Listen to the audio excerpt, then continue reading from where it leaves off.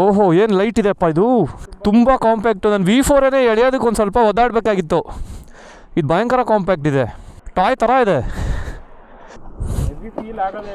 ಹೌದು Raghavendra bro, thank you very much. Actually ನಾನು ಗಾಡಿ ತರೋಕ್ಕಾಗಿಲ್ಲ ಇವತ್ತು, ಏನಾದ್ರು ಕೊಟ್ಬಿಟ್ಟಿದ್ದೀನಿ. ಈ ಗಾಡಿ ರಿವ್ಯೂ ಮೋಸ್ಟ್ಲಿ ನೀವು DV ಚಾನಲಲ್ಲೂ ನೋಡಿರ್ತೀರಾ.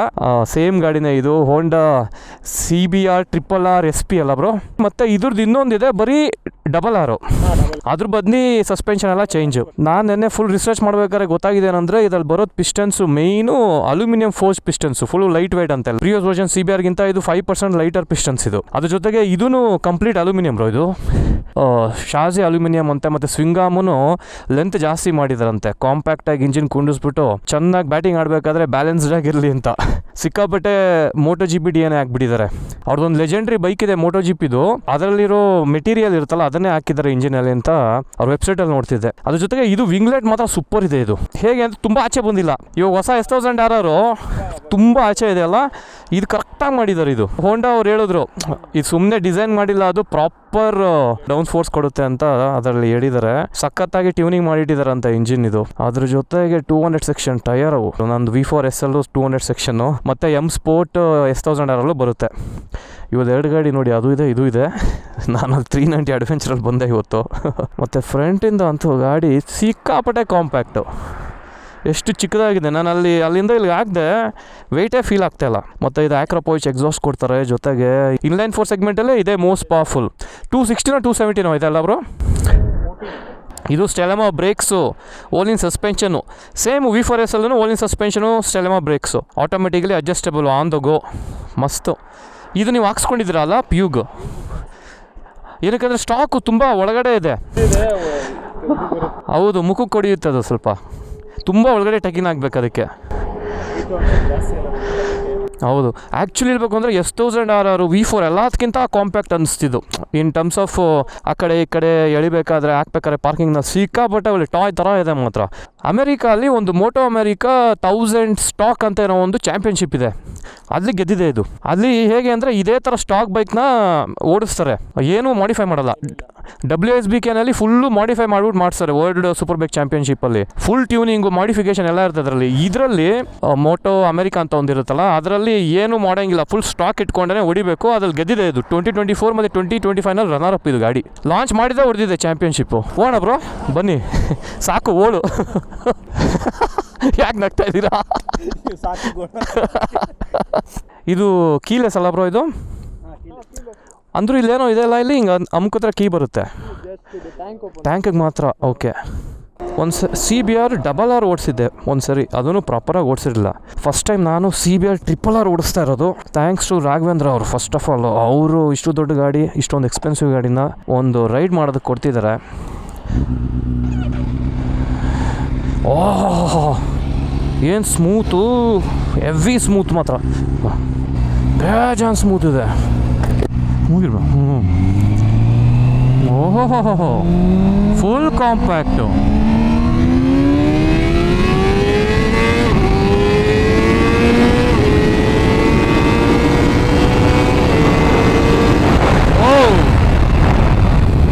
ಭಯಂಕರ ನುಗ್ಗುತ್ತೆ ಗುರು.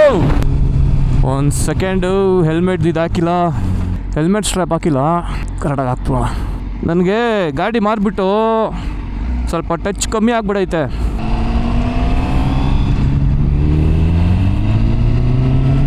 ಏನು ಕಾಂಪ್ಯಾಕ್ಟ್ ಇದೆ ಗುರು, ಒಳ್ಳೆ ಪೆಪ್ಪಿಯಾಗಿ ಒಳ್ಳೆ ಸಖತ್ತು. ಆಹಾ,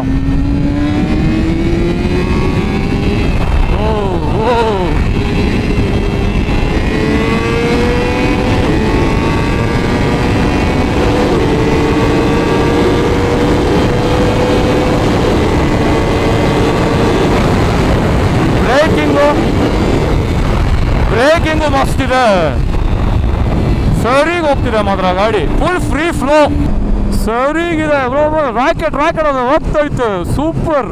ಆಹಾ, ಈಗ ಆಡ್ಸಿದ್ರೆ ಪೆಪ್ಪಿ ಅಂದರೆ ಪೆಪ್ಪಿ. ತರಿಸ್ದಾಗ ಹೆಂಗೆ ಕೂರುತ್ತೆ ನೋಡೋಣ.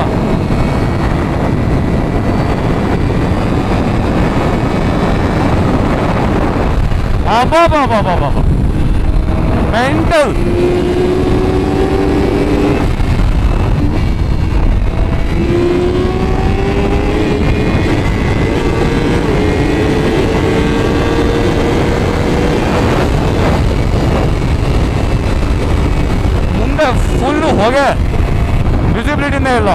ಸಖತ್ತು ನನ್ ಕಂಫರ್ಟಬಲ್ ಅನಿಸ್ತು ಗಾಡಿ. ಆಕ್ಚುಲಿ ನಾನು V4 ಕಂಪೇರ್ ಮಾಡಿದ್ರೆ V4 ಭಯಂಕರ ಅಗ್ರೆಸಿವ್.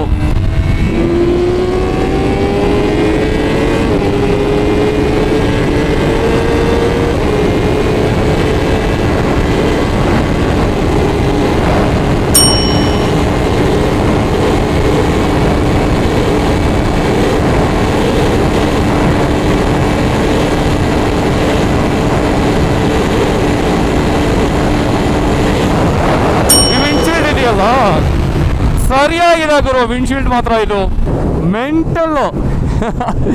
ನೀವು ಹೋಗಿರ್ಬೋದು, ನೀವು ಹೋಗಿ ಎಷ್ಟೋ ಜನ ನಡೀತಾ ನೋಡೋಣ.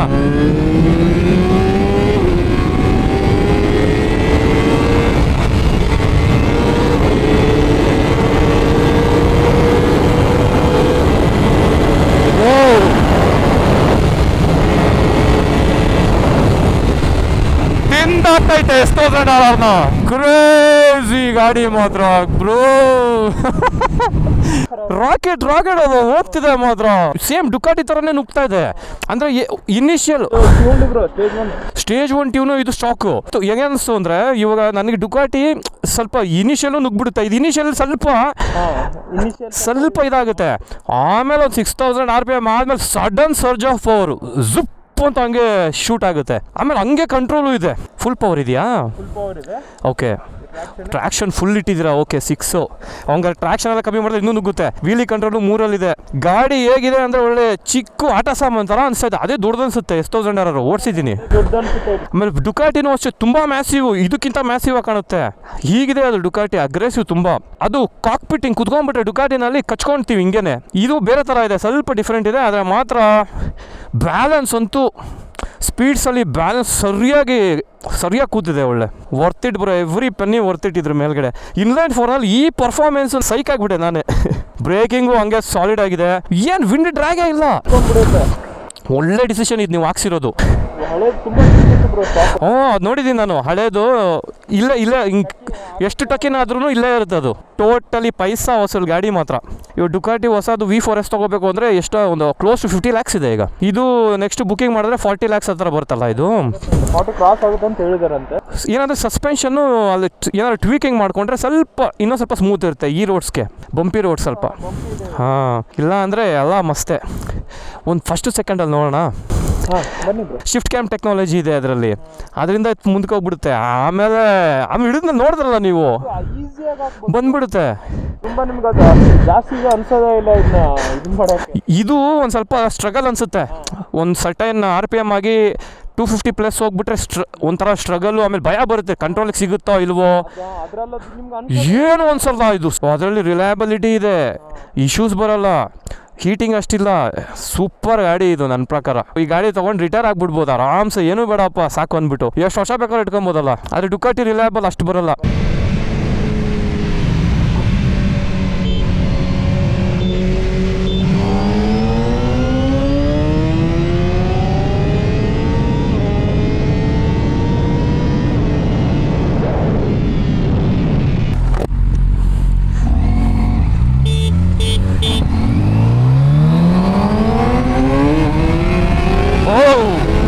ಪಾಪ್ ಆಗ್ತಾ ಇದೆ. ಫಸ್ಟ್ ಗೇರಲ್ಲಿ ಎದಳ್ತಾ ಇದೆ ವೀಲು.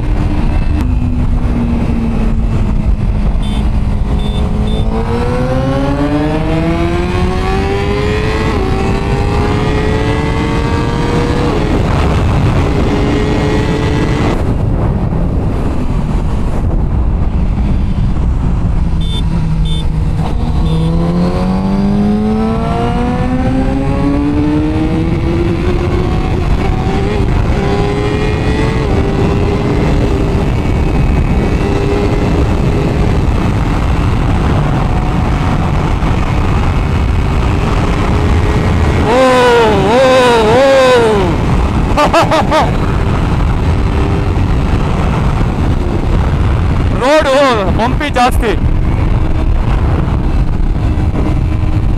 ಮಸ್ತ್ ಗಾಡಿ ಗುರು, ಮಾತ್ರ ಸೈಕ್ ಆಗಿದೆ.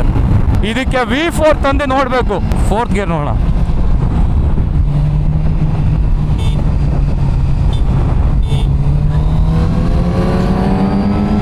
ಅದು ಶಿಫ್ಟ್ ಕ್ಯಾಮ್ ಟೆಕ್ನಾಲಜಿ ಇದೆಯಲ್ಲ, ಇನಿಷಿಯಲ್ ಎತ್ಕೊಂಡ್ಬಿಡುತ್ತೆ.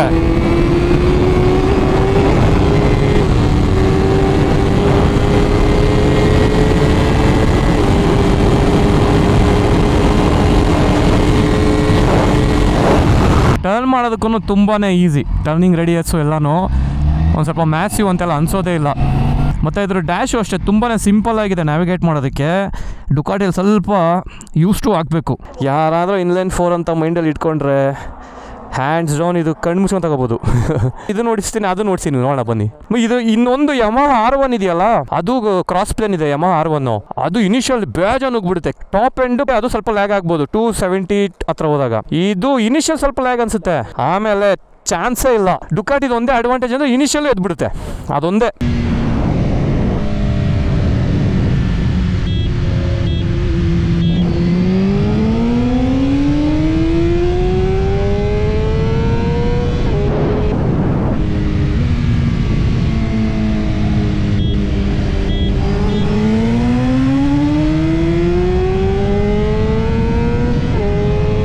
ಇಲ್ಲ ಯೂಟರ್ನ್ ಹೊಡ್ಕೊಳ್ಳೋಣ ಬನ್ನಿ, ಗೊತ್ತಾಯಿತು ನೀವು ಸ್ಲೋ ಮಾಡ್ಕೊತಾ ಇದ್ದೀರಾ, ಅದಕ್ಕೆ ಇದು ಮುಂದಕ್ಕೆ ಹೋಗ್ತೈತೆ.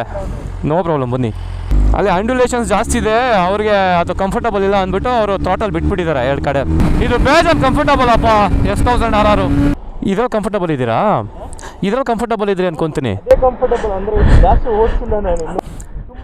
ಇದು ಸಸ್ಪೆನ್ಷನ್ನು ಚೆನ್ನಾಗಿದೆ, ಇದು ನಿಮಗೆ ಅಡ್ಜಸ್ಟ್ ಅದು. ನಾನು ಅದೇ ಓಡಿಸ್ಲಾ? ಬನ್ನಿ. ಸಸ್ಪೆನ್ಷನ್ ಸ್ವಲ್ಪ ಅದು ಸ್ಟಿಫ್ ಇದೆ, ರೂಢಿ ಆಗಬೇಕಲ್ಲ, ಅದು ಎಕ್ಸ್ಪೀರಿಯನ್ಸ್ ಆಗ್ತಾ ನಿಮಗೆ ಕಂಟ್ರೋಲ್ ಬಂದುಬಿಡುತ್ತೆ. V4 ಆದರೆ ಟೈಮ್ ತೊಗೊಳುತ್ತೆ ಕುತ್ಕೊಳೋದಕ್ಕೆ, ಕೈಯಲ್ಲಿ ಒಂದು 2-3 ತಿಂಗಳಾದ್ರು ತೊಗೊಳುತ್ತೆ. ಫಸ್ಟ್ ಇನಿಷಿಯಲ್ ಏನಪ್ಪ ಇದು ಹಿಂಗಿದೆ ಅಂತ ಅನಿಸ್ಬಿಡುತ್ತೆ, ಹೋಗ್ತಾ ಕೈಯಲ್ಲಿ ಕುತ್ಕೊಳುತ್ತೆ. ಅದು ಇದು ಏನು ಕುತ್ಕೊಂಡ ತಕ್ಷಣ ಸೆಟ್ ಆಗಿಬಿಡುತ್ತೆ ಈ ಗಾಡಿ. ಅವ್ರಿಗೆ ಆ್ಯಂಡ್ಯುಲೇಷನ್ಸ್ ಜಾಸ್ತಿ ಇದೆ ರೋಡ್ನಲ್ಲಿ ಅಂತ ಅವ್ರು ಸ್ವಲ್ಪ ಥ್ರಾಟಲ್ ಓಪನ್ ಮಾಡಿಲ್ಲ, ಹೋಲ್ಡ್ ಮಾಡಿಬಿಟ್ರು.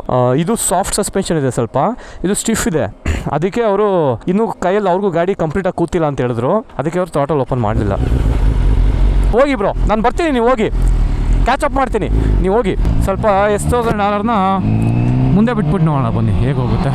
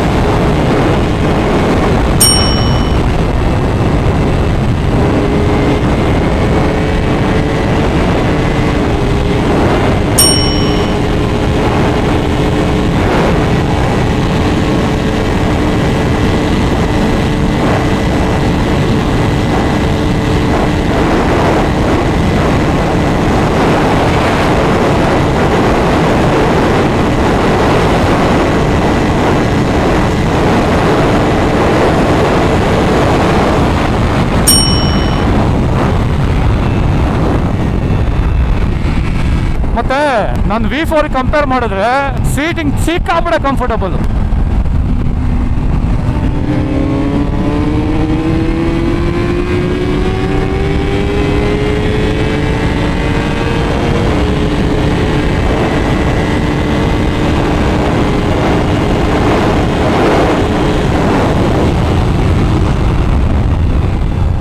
ಕಂಟ್ರೋಲು ಹಂಗೆ ಸಿಗುತ್ತೆ ಗಾಡಿ, ಇಮ್ಮಿಡಿಯೇಟಾಗಿ ಗಾಡಿ ಕೈ ಬಂದ್ಬಿಡುತ್ತೆ, ಅಷ್ಟು ಕಂಟ್ರೋಲ್ ಇದೆ.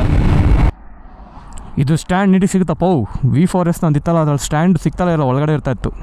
ಸೆಕ್ಸಿ ಇನ್ಲೈನ್ 4 ಮೆಂಟಲ್ ಆಸ್ಪತ್ರೆ ಗಾಡಿ ಇದು. ಇದು ಬೇರೆ ಲೆವೆಲಲ್ಲಿದೆ, ಕಂಟ್ರೋಲಿಂದ ಎಲ್ಲ ಹಿಡ್ದು ಏಕ್ದಮ್ ಹಂಗೆ ಡೌನ್ ಆಗಿಬಿಡುತ್ತೆ. ಡೌನ್ ಶಿಫ್ಟ್ ಹೊಡ್ಕೊಂಡು ಸ್ವಲ್ಪ ಬ್ರೇಕ್ ಆಗಿದ್ರೆ ಸ್ಪೀಡ್ ಹಂಗೆ ಕಟ್ ಆಫ್ ಆಗಿಬಿಟ್ಟು ಹಂಗೆ ಕೈಗೆ ಬಂದ್ಬಿಡುತ್ತೆ ಗಾಡಿ. ಹಾಂ, ಕೀ ನಿಮ್ಮ ಜಾಬಲ್ಲೇ ಇದೆ, ಅಲ್ಲಿ ಹೊಡಿತಾ ಇತ್ತು, ಬ್ಲಿಂಕ್ ಹೊಡಿತಾ ಇತ್ತು ಅಲ್ಲಿ ಬಂತು ಹಂಗೆ ಗಾಡಿ. ಚೆನ್ನಾಗಿದೆ ಬ್ರೋ, ಮಾತ್ರ ಪರ್ಮನೆಂಟಾಗಿ ಇಟ್ಕೊಂಡ್ಬಿಡ್ಬೋದು. Thank you so much bro to experience this monster in inline 4. Inline 4 ಏನು ಕ್ಯಾಟಗರಿಲೇ ಒಂಥರ ಕಿಲ್ಲರ್ ಇದ್ದಂಗೆ.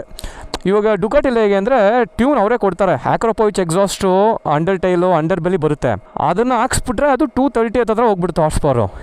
ಇವರು ಅದೇ ಥರ ಆಪ್ಷನ್ ಕೊಟ್ಟರೆ ಆವಾಗ ಬೇರೆ ಲೆವೆಲಲ್ಲಿ ಹೋಗುತ್ತೆ. ಇದನ್ನು ಆ ಟ್ಯೂನೆಲ್ಲ ಹಾಕ್ಬಿಟ್ರೆ, ಇವಾಗ ಇದು ಸ್ಟಾಕ್ ಟ್ಯೂನಲ್ಲೇ ಇದೆ. ಎಲ್ಲ ಗಾಡಿಗೂ ಟೈಮ್ ತೊಗೊಂಡು ಸ್ವಲ್ಪ ಕೈಲಿ ಕೂತ್ಕೊಳಕ್ಕೆ 10 hours ಅಷ್ಟೇ, ಸಡನ್ನಾಗಿ ಕೈಲಿ ಕೂರಲ್ಲ, ಏನೋ ಒಂದು ಸ್ವಲ್ಪ ಟೈಮ್ ತೊಗೊಂಡ್ಮೇಲೆ ಹೋಗ್ಬೋದು. ಇದು ಕೂತ್ಕೊಂಡ ತಕ್ಷಣವೇ ಫ್ಲೈ ಮಾಡ್ಬೋದು. ಕೈ ನಿಮ್ಗೆ ಕೂತಿಲ್ಲ? ಓಕೆ ಸಾರಿ ಬ್ರೋ, ನೀವು ಸುಮ್ಮನೆ ಇದ್ದೀರಾ, ರೈಡ್ ಮಾಡಿಲ್ಲ ನಮ್ಮ ಜೊತೆ ಎಲ್ಲ. ನಾನು ಗಾಡಿ ತರಬೇಕಾಗಿತ್ತು, ಹೋಲಿ ಬಿಡಿ. ಇದು ನೋಡಿ, ಇದು ಎಷ್ಟು ಹೀಟ್ ಆಗಿದೆ ಅಂದರೆ ಟಯರು, ಕಲ್ಲೆಲ್ಲ ಹಾಗೆ ಒಳ್ಳೆ ಮ್ಯಾಗ್ನೆಟ್ ಥರ ಅಂಟ್ಕೊಂಡ್ಬಿಟ್ಟಿದೆ. ಯಾವುದು ಟೈರ್ ಹಾಕಿದ್ದಾರೆ? ಬ್ಯಾಟ್ಲೆಕ್ಸು RS11R. ಹೀಟ್ ಆಗಿರೋದಕ್ಕೆ ಹಿಂಗಾಗಿದೆ. ಸರಿ ಹೋಗುತ್ತೆ. ಓಕೆ ಅಲ್ಲಿ ಆಫ್ ಮಾಡೋದು. ಇದು ಆಫ್ ಮಾಡಿದ ತಕ್ಷಣ ಫ್ಯಾನ್ ಸ್ವಿಚ್ ಆಫ್ ಆಗೋಯ್ತು. ಡುಕಾಟಿ ಹಂಗಲ್ಲ ಆಫ್ ಮಾಡಿದ್ರು ಫ್ಯಾನು ಗೊರ್ರ ಅಂತ ಇರುತ್ತೆ, ಒಂದು ಸ್ವಲ್ಪ ಹೊತ್ತಾದ್ಮೇಲೆ ಆಫ್ ಆಗುತ್ತೆ. ಅದು ಸಿಕ್ಕಾಪಟ್ಟ ಹೀಟ್ ಬ್ರೋ. ಇದಿಲ್ಲ, ಇದೇನೇನೂ ಇಲ್ಲ ಹೀಟು. ಅದು ತೊಡೆ ಎಲ್ಲ ಸುಟ್ಟೋಗ್ಬಿಟ್ಟಿತ್ತು ನನಗೆ. ಆವಾಗ ಎಕ್ಸಾಸ್ಟ್ ಇಲ್ದಿರೋದನ್ನ ಓಡಿಸಿದಾಗ ತೊಡೆ ಫುಲ್ ಸುಟ್ಟೋಗಿತ್ತಿದ್ದು ಟ್ರಾಫಿಕಲ್ಲಿ ಬರಬೇಕಾದ್ರೆ. ಇನ್ಲೈನ್ 4 ಹಂಗಲ್ಲ ಬಿಡಿ. ಇವ್ರ ಫ್ರೆಂಡ್ ಗಾಡಿ ತೊಗೊಂಡೋಗಿದ್ದಾರೆ, ರೌಂಡ್ ಹಿಡ್ಕೊಂಡು ಬರ್ತಾ ಇದ್ದಾರೆ. ನೀವು V4 ಪ್ಲ್ಯಾನ್ ಮಾಡ್ತಾ ಇದ್ದೀರಲ್ಲ, ಇದ್ರ ಜೊತೆ V4ಗೆ ಇದಕ್ಕೆ ನನಗನ್ಸಿದ್ದು ಮೇಜರ್ ಡಿಫ್ರೆನ್ಸ್ ಏನಂದರೆ, V4 ಇನಿಷಿಯಲಿಂದನೇ ಸ್ಟಾರ್ಟ್ ಆಗಿಬಿಡುತ್ತೆ ಪವರ್ ಡೆಲಿವರಿ.